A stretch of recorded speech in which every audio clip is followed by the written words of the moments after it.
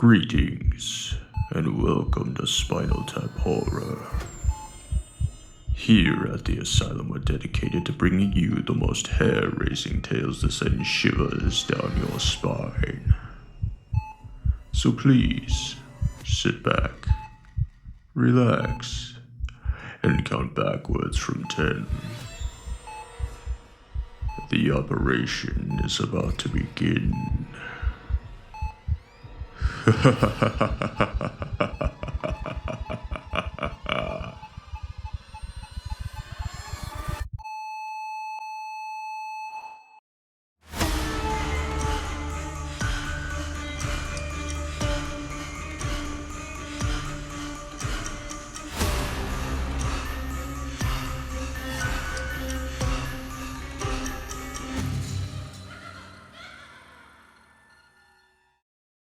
Welcome back, listeners. I apologize for not being here for you on Christmas, but it seems I've been working a bit too hard as of late, and I've come down with a nasty cold. I know, it's a bit ironic for a doctor to get sick, but seeing how I'm still in a festive mood, and you were so well behaved during a Halloween visit, I thought I'd make it up to you with some recreational time. Perhaps we could listen to the radio for a bit. Let's tune into one of my favorite radio stations, shall we? Hello, listeners, and thank you for tuning into 33.3 STHP Radio. I'll be your shock jock for the evening, John T. Ravlota, here to help you guide through the rest of what seems to have been a fever dream of a year. And even though Christmas has come and gone, we're still rocking around the Christmas tree during this fantastic Yulefest of 2025. And as a special present, I thought we'd have our listeners call in and tell some stories of how they spent their Christmas season. And it doesn't necessarily have to be from this year. Any Christmas story you have from past, present, and or Christmas future would be just fine. The more the scarier, I always say. Oh, and would you look at that? It seems we already have our first story of the season. Coming in from Donavin Meeks, here to tell us the delightful story of... I'm a mall Santa, and a kid asked me for world domination. Yeah, I know. Look. Everyone I know already berates me enough for being a mall Santa, so I don't need to hear from you too, alright? Besides, it's not like it's that bad. I mean, sure, the pay sucks and some of the kids smell like cheese. But, hey, seeing those smiles really made everything worth it. I did have the occasional crier, however. Kids wailing at the top of their tiny little lungs at the sight of the strange man in the red suit. But other than that, I was serving up happiness all month long. That's not why I'm writing this, though. No. I'm writing this because just moments ago, before the whole world fell into pieces and seemed to stop spinning for a brief period of time, I was greeted by a boy who changed my entire outlook on life. I work at a busy mall, you know. This isn't some 50, 100 kids a day type scenario. I'm hearing the wishes of hundreds of kids nearly every weekend, and after a while, their faces begin to blur, you know. You can't remember them all. And eventually they all start to look the same. Just kids, I guess. But that wasn't the case for this boy, though. Most kids I see are usually dressed in cute little Christmas pajamas for Grandma's Christmas card. This boy wore a suit that looked to be specifically designed and tailored. His hair had been neatly combed over to the side, and he looked like he was dressed for a business meeting rather than a meeting with Santa. He couldn't have been older than 5 or 6. Yet as he approached me, he carried himself as though he was an old man. Ever so slowly, he shuffled towards my lap as I looked on, trying to hide my underlining nerves behind a smile fit for jolly old St. Nicholas. As he hopped onto my lap, I could have sworn that he weighed at least 90 pounds, which shouldn't have been possible given his slender frame. Regardless how I felt, I went about my usual shtick. Merry Christmas, little boy. I certainly hope you've been a good boy this year. I looked up at his mom to gauge her reaction, and I was stunned to find that she looked almost paranoid. Her eyes hollow and dark as she glanced around nervously, tapping her foot with anxiety. Why don't you tell Santa what you would like for Christmas this year? The boy flashed the cutest smile that I had seen all day, and his face blushed with excitement. His eyes, however, oh my god, his eyes. They looked ancient, far too wise and distant for a boy his age. I want a fire truck. he shouted eagerly. Oh, of course you do, my boy. All boys your age want a fire truck. What else can Santa bring you? Clapping his hands together and laughing cheerily, the boy then added, A Nintendo. That's another big one kids seem to love. Santa will see what he can do, kiddo. Anything else you'd like before I send you back to your mom? The boy placed his hand over his chin, pondering his next response. An idea seemed to strike him and he pulled me toward him, eager to whisper something in my ear, and I broke out into a cold sweat once the words escaped his lips. I want them to bow to me, Santa. I broke away from his grasp and just sort of stared at him as he began giggling. He pulled me back once more and continued with his wish. I want their souls, Santa. Each and every one of them. Their humanely despair fills me with such glee. Please, Santa, pretty please, can you make them afraid of me? I have never been more perplexed in my entire life. Surely the people around us had to be picking up on this, right? As I stared, a voice called from the podium in front of us. Look right here, Santa. Everybody say cheese. Cheese, the boy proclaimed cartoonishly.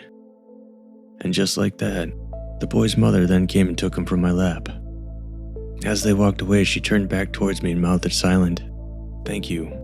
I'm so sorry," before disappearing into the crowd of people, with the boy dangling almost lifelessly over her shoulder. And that was it. I'm gonna be completely honest. I had to take a long break after this one. But hey, they're gone, and now I'm here, having a nervous breakdown in the mall parking lot, and I'm not really even sure what to say about it at this point. I just pray to God that kid isn't too disappointed with Christmas this year.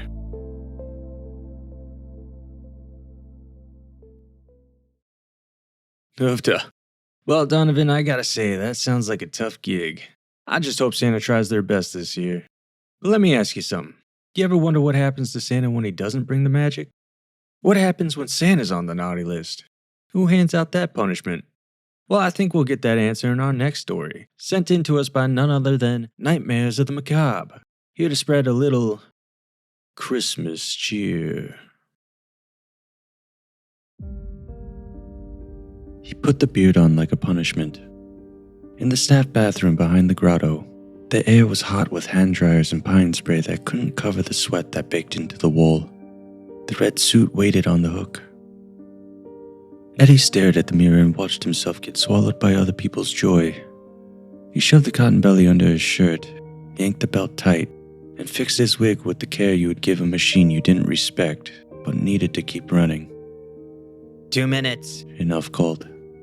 Eddie practiced his smile. Not for them, but for payroll. Santa creates experiences, management said. Eddie didn't believe in anything but Thursday envelopes. He walked out into the bright fake snow, plastic trees blinking behind him. A line of children hit him like fryer heat. They sat on his knee one after the other.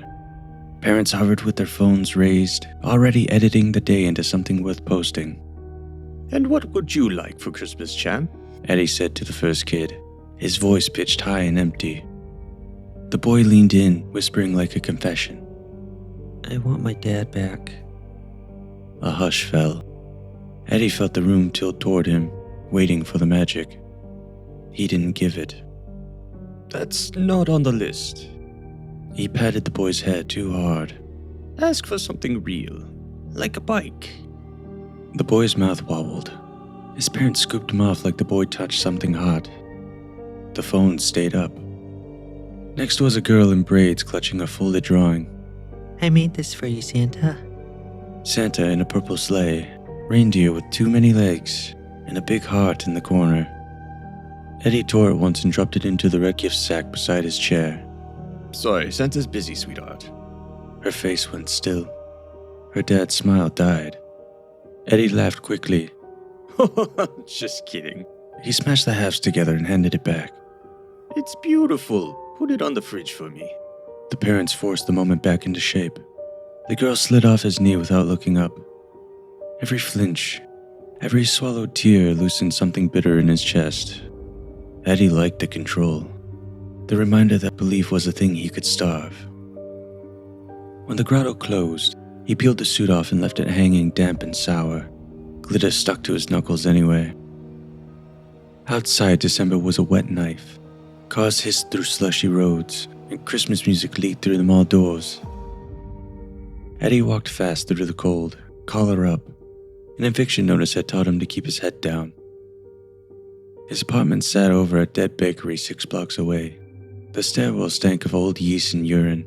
The hallway light buzzed like a trapped fly. His door had 3 locks because the landlord didn't fix anything except for the price of rent. Inside was one room pretending to be 2. A hot plate, a sink that dripped, and an armchair facing a TV with a green line through the middle. The bed hid behind a half wall.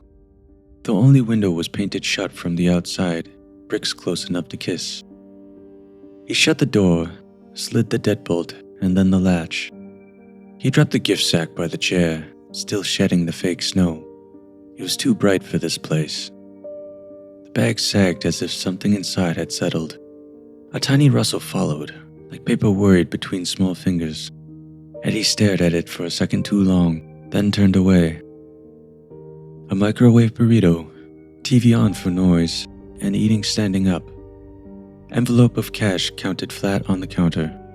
Not enough for anything, but it was enough to delay panic a week. He poured whiskey into a Chip Santa mug a kid had given him yesterday. He drank it like the taste didn't matter. On his phone, the mall page already had photos up. Him with kids on his knee, his practiced smile, and their wide eyes. Hearts filled the comments. Santa was hilarious today. He's so sassy. Eddie snorted and tossed the phone aside. He leaned back, staring at the ceiling until the whiskey warmed his throat and the TV filled the room with laughter he didn't feel. That was when he heard the bells. Not music, not a jingle. A single slow clink so heavy it made the radiator tremble.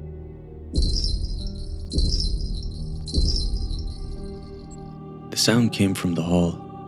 Then, impossibly, from the pipes inside his wall, as if something walked there too.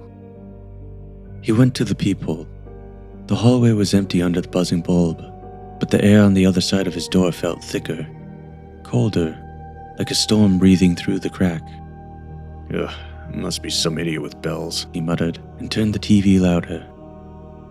The handle lowered carefully, tested, not rattled, but weighed. Who is it? He barked. Silence. Then a scrape on the wood. Not nails, but something hard and curving. The sound of horned writing. Eddie grabbed the kitchen knife. Cheap, blunt, and still smelling of onions. Go away! A knock, one so dense the impact made the door jump. Frost flowered along the mail slot. With the next hit, the chain didn't snap. It froze and then crumbled into bright flakes on the floor. The door bowed inward and swung open so hard it slapped the wall. Cold poured in. Not winter cold, cellar cold, old enough to have teeth. It filled the doorway, too tall for the light hunch beneath it. Its legs bent the wrong way, goat-jointed.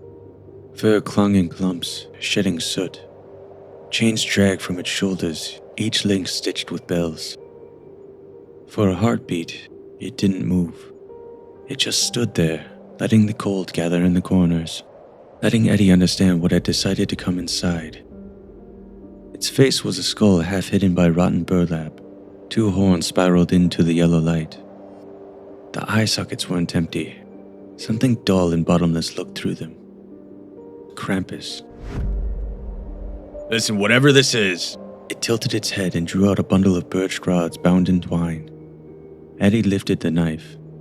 Get out! Eddie shouted, and it came out thin. The twine snapped loose. The rods opened with a sound like knees giving way. It took one step. Eddie ran for the window. He yanked the blinds open. Brick. He hammered the pane anyway. It didn't budge. He turned back and the thing was already in the center of the room, filling the space. The apartment shrank around it like it was ashamed. Please, Eddie said. Krampus pointed to the red sack. The sack twitched. Not air. A shift from inside. A small hand slid out, dragging a torn drawing behind it. A purple sleigh, a reindeer with too many legs, and a heart split down the middle. Then another hand, a sleeve with a Spider-Man cuff. More followed, sticky fingers reaching in the air like they were trying to find a lap. No. Eddie backed into the half wall. A thin humming rose in the room, off key. A carol sung by too many small mouths who didn't have lungs anymore. Eddie lunged with his knife. The blade hit chain and skated off. The creature moved like a shadow, clamped his wrist, and the knife clattered away. Eddie screamed. The humming lifted eagerly. The birch rods came down again and again, not cutting skin, but waking nerves. Each strike dragged feeling out of Eddie he hadn't used in years. He collapsed to the floor, choking on air. Krampus leaned in close. Eddie smelled damp earth and cinnamon gone rotten. Its breath was so cold his teeth hurt. Not for them, it said. Its voice like stone dropped into a well. Eddie blinked through tears. What? Krampus hauled him toward the sack.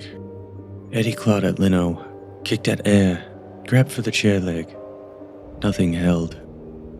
Inside the sack was dark in a way fabric wasn't. Deep. Endless. For a blink, Eddie saw the grotto inside. Only this time it was real. Fake snow turned to ash. Plastic tree had bare branches that hung with teeth. The chair he sat in was charred black. Around it stood every kid from the line, humming that thin carol like they'd been waiting for him to come home. Krampus held him over the mouth. Bells chimed softly and satisfied. You did it for money, It said. so you understand purchase. And then it shoved him in. Eddie fell through the cold, through the humming, through belief that was no longer his to sell. The sack's mouth pinched shut above him like a door. Up in the apartment, the bells chimed once more. The hallway light buzzed on, steady as ever. The splintered door swung closed on its own and clicked into place. In the dark where the sack led, the grotto waited. And on the chair of the charred wood, Santa learned what it was to be small. Forever.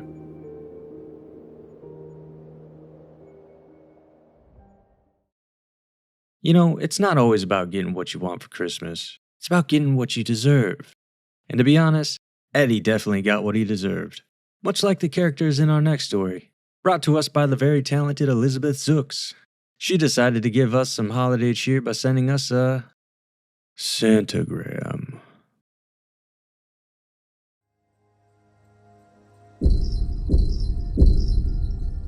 The knock on the door of the Rogers mansion had come just after nightfall that Christmas Eve.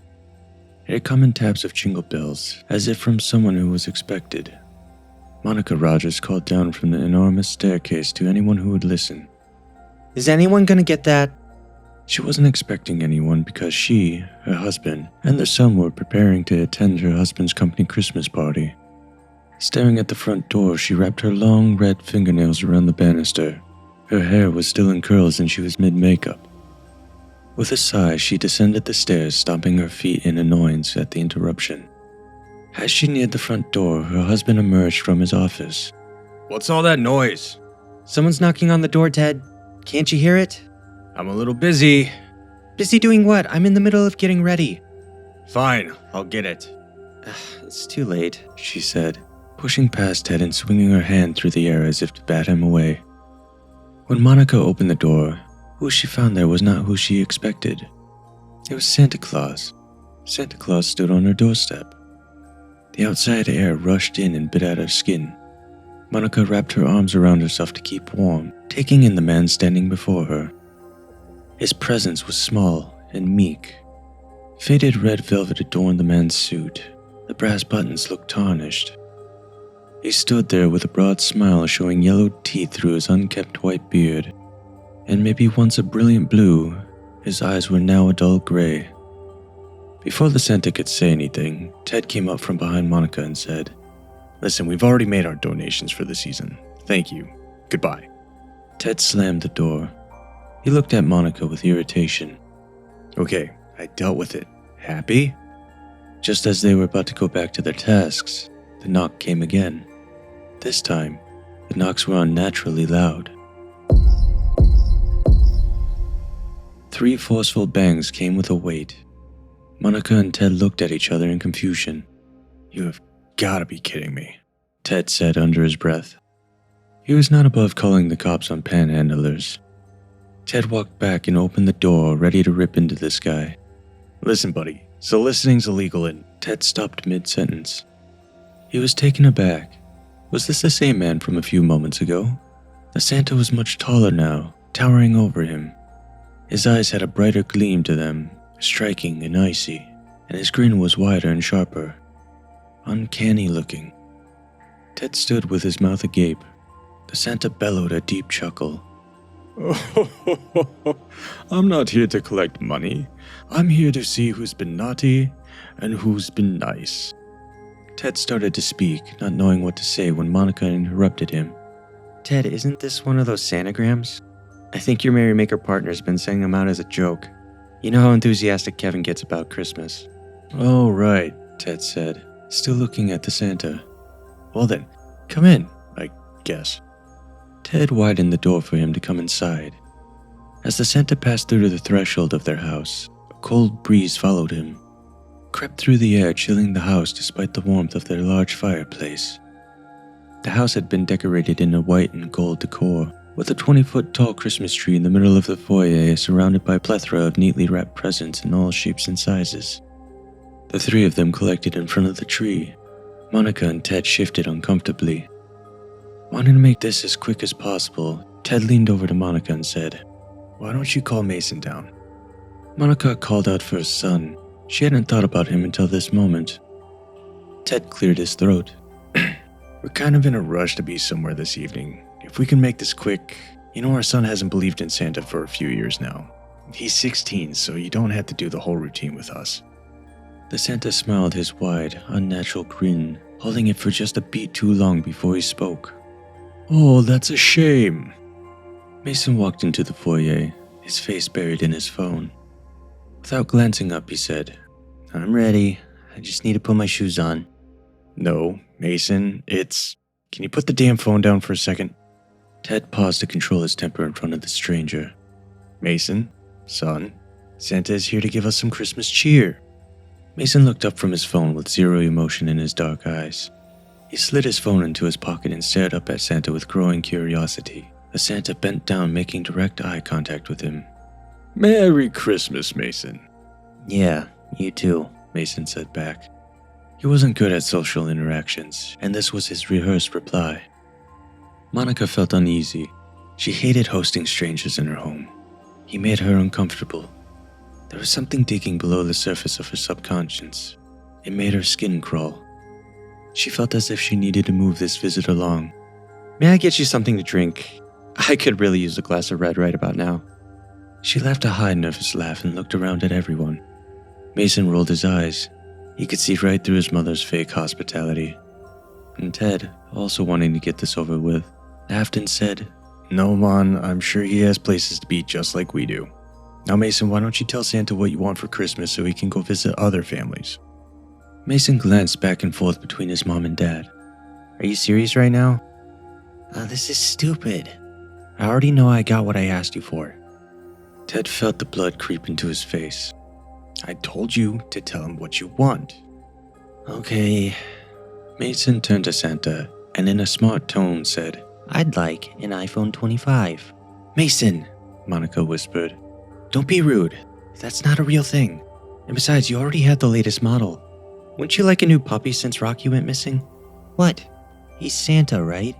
He just forces elves to make me one. Mason laughed at what he thought was a smart insult. I also hate dogs, Mom. Rocky was your pet. The Santa began to bellow his deep laugh again, his eyes never blinking or leaving Mason's. His laugh went on for an awkward amount of time, and when he was done, he winked at Mason as if their exchange had been a private joke between them. Ted officially had enough of this. Who was this guy? He was creeping Ted out. There was something wrong with this man. Surely Kevin would have vetted the Santagram before sending them out. But before Ted could say anything, The Santa turned to face him. You know, I've traveled a long way to visit houses like yours. Ted scoffed. Oh, really now? Indeed. I work very hard all year long. It's nice to find people who work just as hard as I do to get the things they want. In fact, you've all been very busy this year. You must be thrilled with everything you've achieved. Yes, we're very blessed, Monica said, her tone spiked with mockery. The Santa's gaze turned to Monica. Intensity filled his eyes. Would Lydia Graham say you're blessed? Monica felt like she'd been slapped in the face.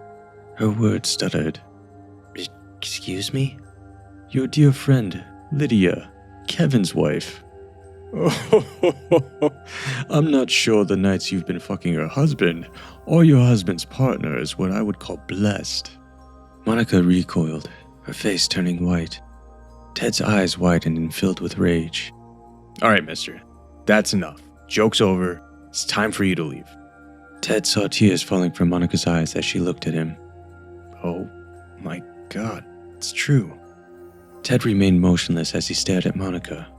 He had his suspicions that Monica had been cheating, but never thought it would be with Kevin of all people. Had Lydia sent this stranger to harass them? He could feel the rage boiling inside him as he stepped towards Monica, but the Santa started to laugh again. This time, a rotten, deep chuckle. The family set their gaze upon him. His presence now took up the room, making the Rogers feel trapped with a dangerous stranger inside their home. Please leave. Look, if it's money you want, I can give you whatever you want. Ted's words faltered. He knew they couldn't help him now. It's funny how people forget the spirit of Christmas. They live their lives as if they'll never be judged, using lies, money, and senseless violence to achieve their goals. Like you, Ted. A real Ebenezer Scrooge for the modern day. His voice was cavernous. How many of your employees lost their bonuses so you can make an extra $10 million? Monica covered her face with her hands and began to sob. Please, stop. She then looked through her fingers at her son, who had not moved during this entire verbal attack. She watched him as he backed into the wall, sweat dripping from his forehead. His usual emotionless eyes now filled with primal fear. The Santa's wicked gaze fixed on Mason. And now, a gift for the worst of them all. He reached into the giant dirty sack he had slung over his shoulder, pulling out a brown box that was leaking a viscous liquid from the bottom. It ran over Santa's hands, dripping onto the floor in dark crimson drops. He dropped the box at Mason's feet, a putrid, earthy smell drifting up, causing Monica and Ted to gag. Mason bent down and opened it. He already knew what was inside, but it didn't stop him from crying as he lifted the lid and saw the mutilated dog. The room grew darker as the light retreated and the shadows began to creep across the walls. The fire blew out from the icy cold wind now filling the house. The Santa grinned, but this time, his teeth were long and razor-sharp like fangs of a beast. The family watched in horror as he began to change. His back bent, and his hands began to elongate, growing into long, monstrous claws. No longer was his suit a shabby velvet red, but a long black cloak tattered with torn chains that wrapped around him. Sable hair covered his body and his eyes glowed red. Two large knobs started to rise from his forehead, protruding as they stretched and twisted into large, goat-like horns. The stench of death and decay carried with him. As he moved closer to the terrified family, his boots fell away, revealing cloven hooves. Each of his steps clacked against the floor. The bells on his chains jingled with every step. He was neither man nor Santa. He was something primal and horrific. The Rogers began to scream. With one swift motion, the beast opened his sack to reveal the interior as a dark void. Voices called out in tortured moans. A freezing current pulled them closer. Each of the family members tried to run and claw their way to any window or door they could reach, but they were helpless against it. As each one of the Rogers was sucked into the sack, they all had one final glimpse of their sins in the reflections of the ancient creature's glowing eyes. The Krampus ambled slowly out of the Rogers' home and vanished into the night.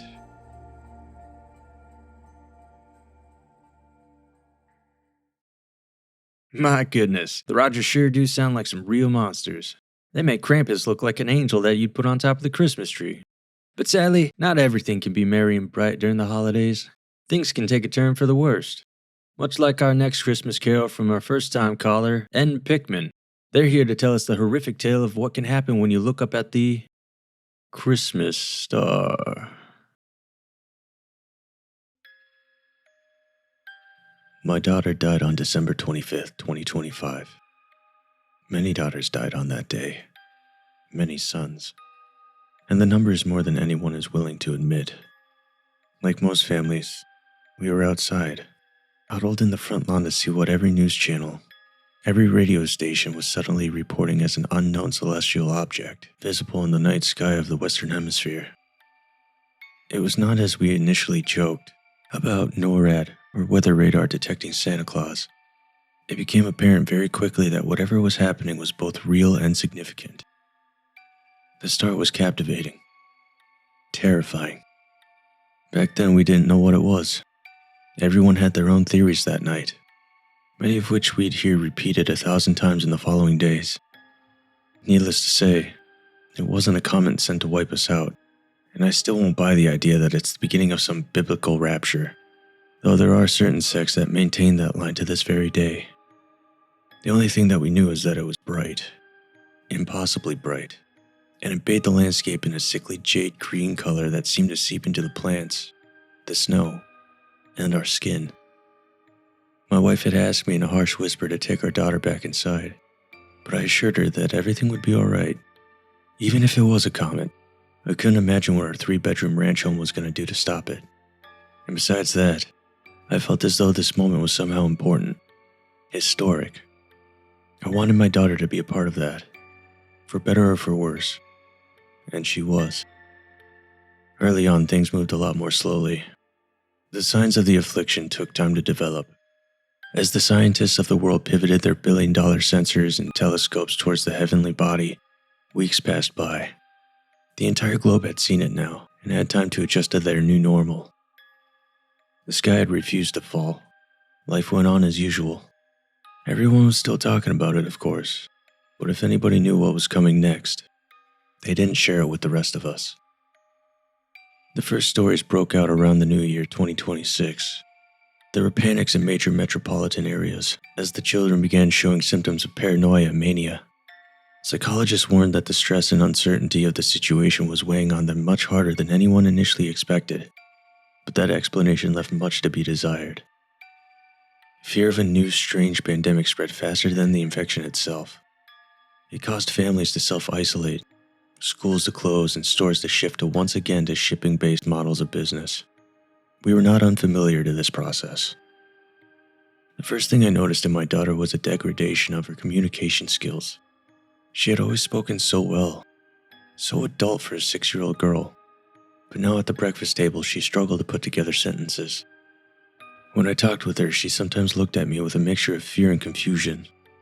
Occasionally she would lash out in these moments of disorientation, before returning to a state of relative lucidity. It was hard for us. My wife and I were terrified and spent most of our nights awake and sobbing in each other's arms. The media offered no respite. Affected numbers were skyrocketing all over. There were those online who believed that every child had already been infected, and the health agencies of the world were simply too overwhelmed to reach any accurate count, or too unwilling to admit what they had already discovered. Throughout this entire time, there were no solutions, no treatments, no satisfying explanations. The green star still hung low in the sky, turning our nights into pale, gangrenous reflections of the day, again with no satisfying explanation, no end in sight. Before the year was fully out, the collapse had already begun. The lights of our lives had become more animal than human before our very eyes. In the absence of a solution from the state, families began to make their own. It was reported widely that the disease had already taken a fatal turn, that the mental deterioration was beginning to result in brain death and a loss of autonomic function. I don't believe that this was ever the case. I've seen too many of them to live on for half a decade, becoming stronger and faster every day. But I don't begrudge those parents for wanting a quiet funeral for their child. The softly spoken lie that they went peacefully. Maybe we should have followed suit. After all, it's not as though what I'm left with here is anyway my daughter. She is nothing more than a caged animal now, confused and frightened, hateful towards the world she was born to beneath the light of the star. She tears at her clothes in her chain-link prison until her fingers bleed. She sleeps. I think she sleeps, curled in the corner, never closing her eyes or slowing her breath. Sometimes she lays in the middle of the floor and just screams. If I had made the decision years ago to put this sad creature out of its misery, instead of holding on to its familiar face, then perhaps at least my wife would still be with me now to process this grief. It had been my decision to keep our daughter in her childhood bedroom, to keep a sense of familiarity and comfort around her, in hopes that one day her faculties would return. The locks I added to the outside of her door should have been enough for a child, but they weren't enough for whatever she is now. I found my wife in the kitchen, with our child crouching on the floor beside her, kneeling softly. Now I keep her in the basement, and my wife is buried out in the garden, still full of whatever cutlery I didn't have the stomach to dig out of her. My girl is still growing every day, and I know that at some point she will figure out how to escape those chains as well. I could let it happen. I could let her join the feral packs that barrel through the streets at night until they are rounded up and cremated. I could do nothing and wait for the day that I wake up to the feeling of her long curled fingernails in my skin, her teeth in my shoulder. I could finally be the man I should have been years ago and put the bullet in her mouth, and then one in my own. I don't know what I should do anymore. I do know that it's almost Christmas. This morning on my walk home from the grocer, I found a makeshift memorial to one of the countless little ones we've lost. There was a stuffed little rabbit tied to the base of a rebar cross with a piece of electrical wire. It was stained with seasons of rain and grime, and I took it. I know that stealing from the dead and the bereaved cannot possibly lead to anything good, but I couldn't just leave it there. It's been 6 years since I lost my daughter. She died the night the star opened its eye to us. I know that. But no matter what comes next, and I think that it must be coming soon, I just want to give her one last Christmas morning, even if it's on the cold concrete floor of our cellar. One last present to open, even if it's just a dingy stuffed rabbit. One last warm family meal, even if it's just canned goods and soda. Maybe after that I can end this, even if it's far too late.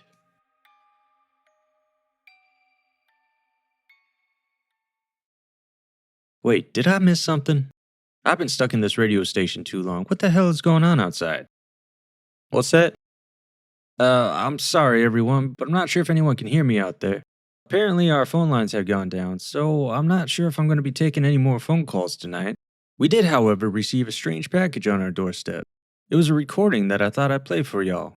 It was sent in to us by Miss Mnemosyne, and it's labeled Yulefest 2029.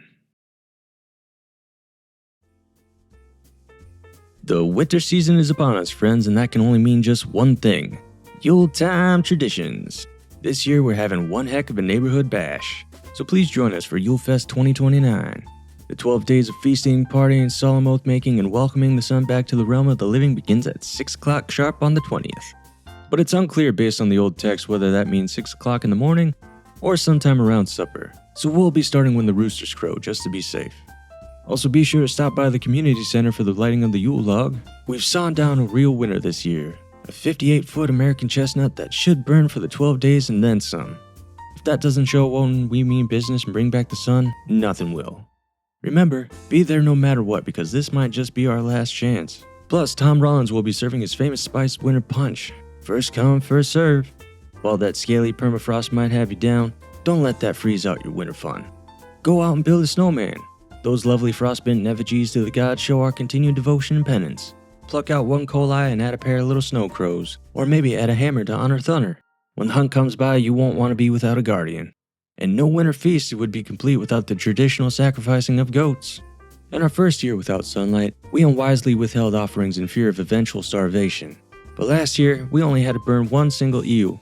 Also, Brent Gunderson has been hard at work translating the Old Norse, and we finally cracked the code.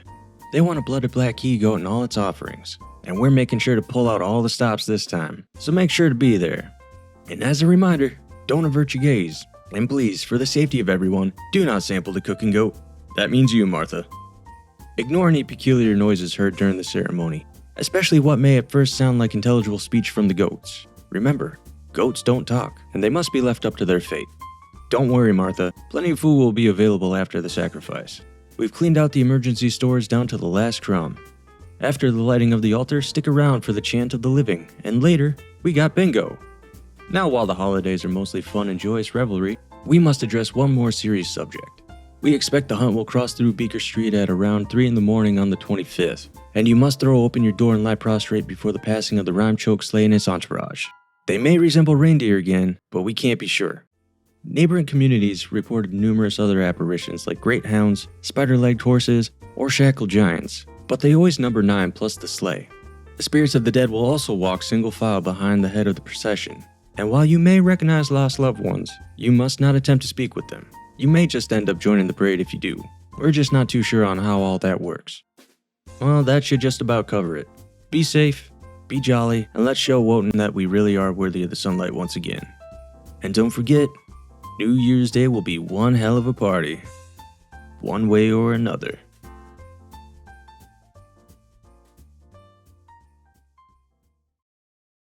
Okay, seriously, what is going on outside?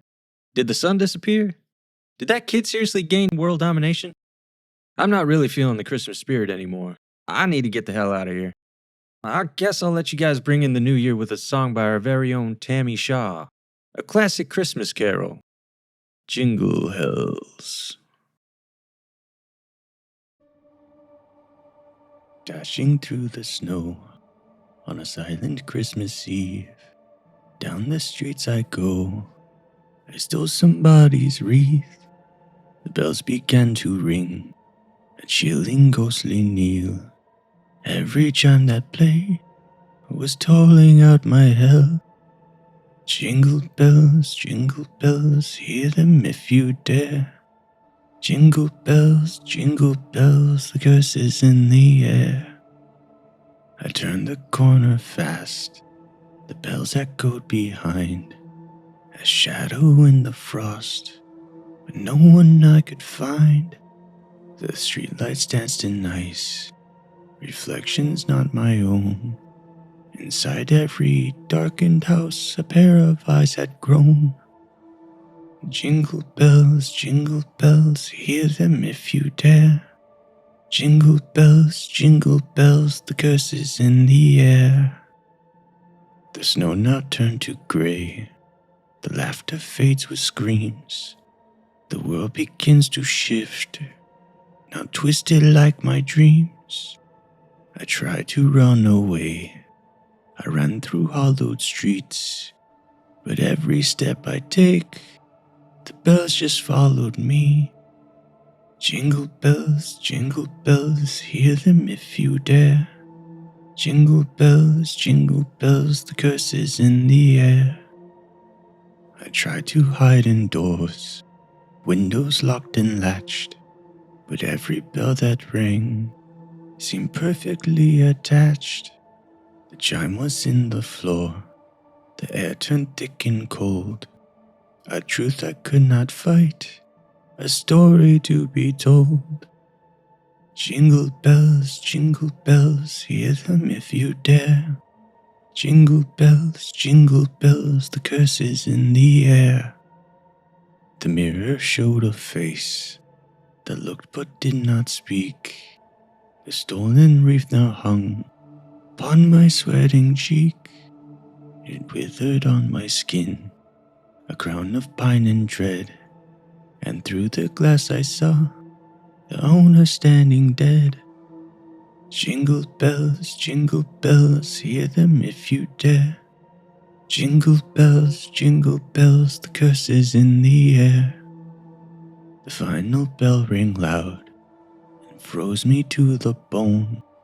I looked down at my hands and swear they weren't my own. And when the daylight broke, the bells still seemed to cling, and the curse I started Christmas Eve would bring all evil things. Oh, jingle bells, hear them if you dare. Jingle bells, the curse is everywhere.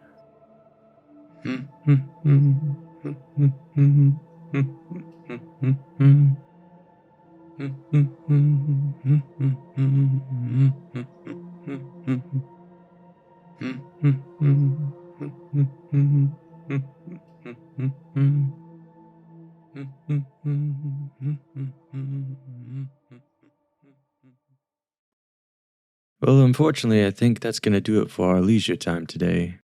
Thank you all so much for sending in your Christmas stories, and I hope you have a wonderful New Year, if there even is one to celebrate. Now get some rest. I'll be back in a couple of weeks to see how you're doing. And thank you all for listening. I've been your host and narrator, Ryan Blue. If you like what you heard here today, please consider leaving a 5-star review and a comment down below. And if you're watching this on YouTube, don't forget to subscribe and consider leaving a like and pressing that bell notification so you don't miss out on future episodes. Remember, you can find SpinalTap Horror on YouTube, Spotify, and Apple Podcasts.